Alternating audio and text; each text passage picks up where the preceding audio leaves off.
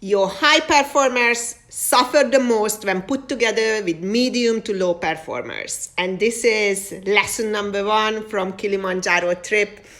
These are clearly the high performers we were up against and ahead of everybody. And here it is. So I know that we like this equal and everyone can do whatever they want agenda, but this is simply not true. There are high performers, the A players, there are medium performers, the B players, and then the C players who are just absolutely low performers.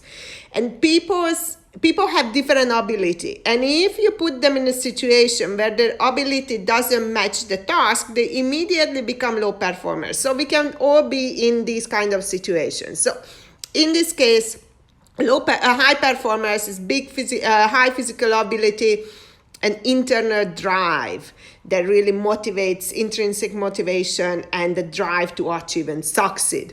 Now, what we try to do even in Everest Base Camp is to put the slowest one on at the front so that we keep the team together. But that doesn't work. This strategy doesn't work, and you can see that in organizations as well. Because high performers get frustrated, demotivated, they start complaining, and they rebel by forming a new group.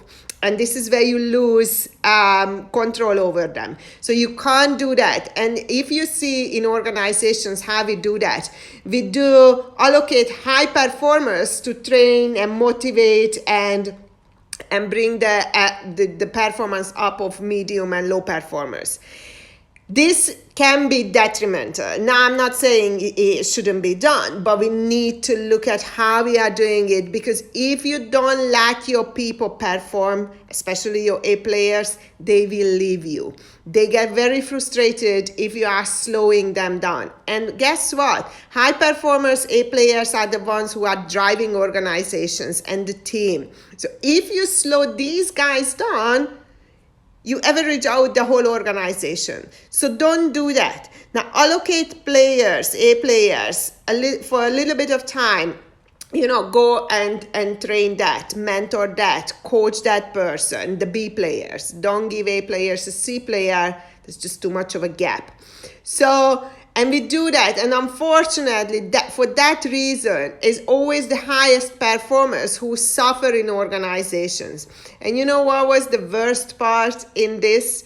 And we have seen that in organizations as well, that B players and those who did not... Oh, and one more thing. If you allocate your A players to support the B players, guess what happened on the mountain? There was an A player who could have summited Kilimanjaro easily, but he didn't because he stuck with an A player who could not summit. So this is what you do when you slow and hold people back. So when you, and the worst part was that us who summited got the same certificate, the same reward and recognition as those who did not summit. They just tried. And I have seen that in organizations too, and this is a killer. So reward and recognize your high performers accordingly, distinguish them, be very proud of them, and by doing that, you're showing to all your B players and C players, hey guys, this is where we would like you to be. And that's the motivation. Being kind, it's not that, oh, you are good as you are, or you can do it. Maybe people cannot do it, but you need to distinguish, because then you are going to demotivate the entire workforce.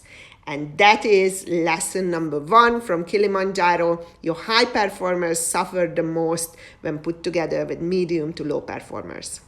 Don't make that mistake.